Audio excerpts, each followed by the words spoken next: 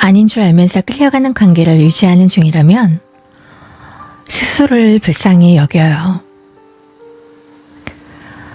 너저분한 관계에 엮일 일도 없고 자존감이 뭔지 모르는 사람처럼 느껴지는 자신에게 화가 날 일도 없는 그런 삶을 적어도 살아야 되지 않아요?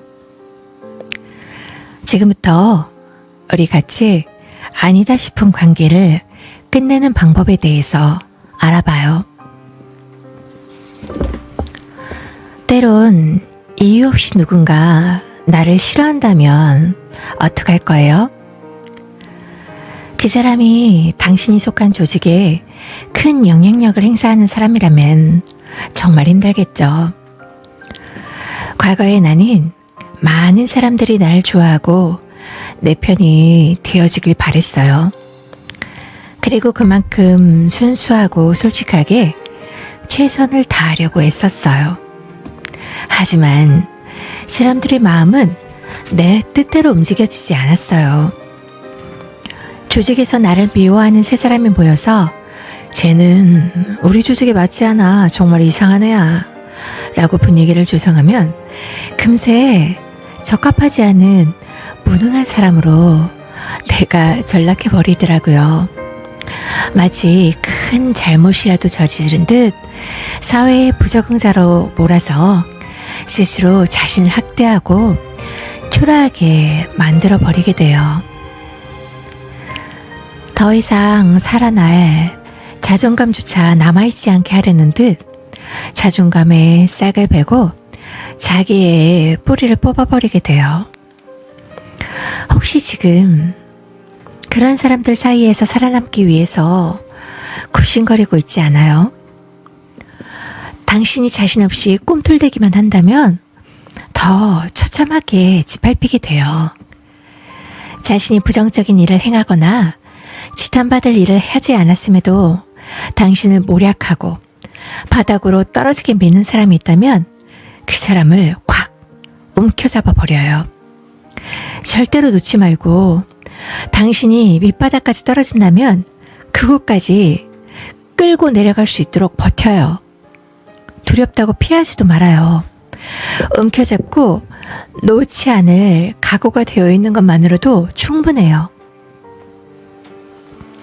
이유 없이 잘 알지도 못하면서 나를 싫어하거나 험담한다면 굳이 당신은 변명하거나 이해하려 애쓸 필요가 없어요. 나를 좋아하고 믿어주는 사람과 함께하기에도 모자란 시간 속에 살고 있어요. 나에게 목대기 고는 사람에겐 나도 진짜로 악랄하게 못되게 대하면 그뿐이에요. 그렇다면 지금부터 아니다 싶은 관계를 끝내지 못하고 유지하고 있는 이유와 그런 관계를 정리할 수 있는 방법을 알아볼 거예요. 아니다 싶은 관계를 유지하고 있는 이유는 이런 거예요. 첫째, 정서적 의존. 상대에게 정서적으로 의존하고 있어서 관계를 끝낼 용기가 없는 거예요. 관계를 끝내는 것이 두려워서 감정적으로 의존하는 습관을 버리지 못하는 거죠. 둘째, 두려움과 불확실성.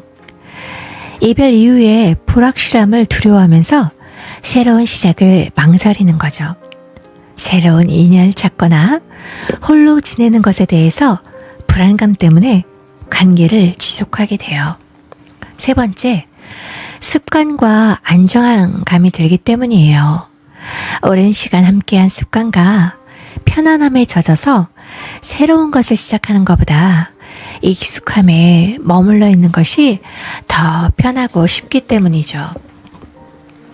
네 번째, 기대감과 희망이에요.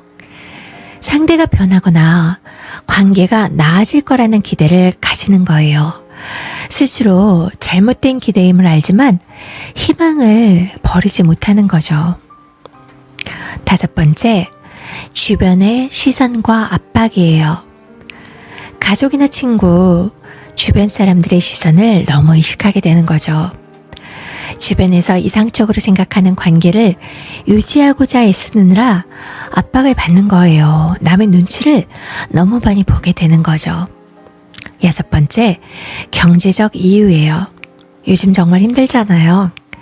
경제적으로 당신이 의존하거나 함께 생활하는 비용 때문에 관계를 어쩔 수 없이 유지하게 되는 거예요. 독립하기 어려운 재정적 상황이거나 상대방에게 지원이 많이 필요한 경우 못 헤어지게 되죠. 7번째, 상대방에 대한 동정심 때문이에요. 상대방을 동정하거나 필요 없는 죄책감을 느껴서 이별을 망설이게 되는 거예요. 관계를 끝내는 것이 상대방을 상처 입힐 것이라는 생각에 주저하게 되는 거예요. 8번째, 내가 여태까지 투자한 시간이, 내 노력이, 내 돈이 얼만데 이런 생각을 가져서 헤어질 수 없는 거예요. 오랜 시간과 많은 노력을 투자했기 때문에 관계를 정말 포기하기가 어렵게 되는 거죠. 이미 투자한 것에 대한 미련 때문에 어쩔 수 없이 관계를 지속하게 되는 거예요. 9번째, 스스로 낮은 자존감 때문에 상대방을 놓치면 안 된다고 생각해요. 본인의 가치를 제대로 평가하지 못하고 나 이런 사람을 내가 어디서 만나겠어. 이 사람 아니면 안 돼. 나는 이렇게 생각해 버리는 거예요. 10번째, 대체 관계의 부재예요. 그 사람이 아니면 대체할 수 있는 게 아무것도 없다고 생각해서 현대의 그런 관계를 유지해 버리는 거예요. 대안이 아무것도 없다고 생각할 때 아니다 싶지만 관계를 유지하게 되는 거예요. 미치겠죠? 자, 그럼 이번엔 반대로 아니다 싶은 관계를 정리하는 방법 알아볼까요? 첫 번째, 현실을 인식하는 거예요. 관계의 문제점과 부정적인 영향을 제3자가 돼서 좀 떨어져서 인식해봐요. 감정에 치우치지 말고 현재 상황을 냉정하게 파악해야 돼요. 두 번째, 무조건 해야 되는 거예요. 자기 자신을 사랑하고 존중하는 방법을 배워요. 자존감을 회복하면 더 건강한 결정을, 현명한 결정을 내릴 수가 있어요. 세 번째, 전문적인 도움을 받는 거예요. 정말 안 된다면 심리상담이나 치료 등의 전문가 도움을 구해요. 전문가는 관계의 본질을 객관적으로 분석하고 조언을 제공할 수 있어요. 네 번째, 확고한 목표를 설정하는 거예요. 관계를 끝내는 분명한 이유와 목표를 설정해 봐요.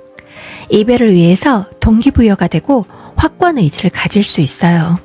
다섯 번째, 상대방과 어떻게든 솔직한 대화를 통해서 이별할 수밖에 없는 필요성을 서로 인식하는 거, 공유하는 거예요. 그렇게 되면 서로의 입장 차이를 이해하면서 감정적으로 상처를 최소화할 수 있어요. 여섯 번째, 현실적인 준비예요. 이별 후에 현실적으로 생길 수 있는 문제에 미리 대비하고 경제적인 독립, 심리적인 안정, 이런 것들을 미리 계획하는 거죠.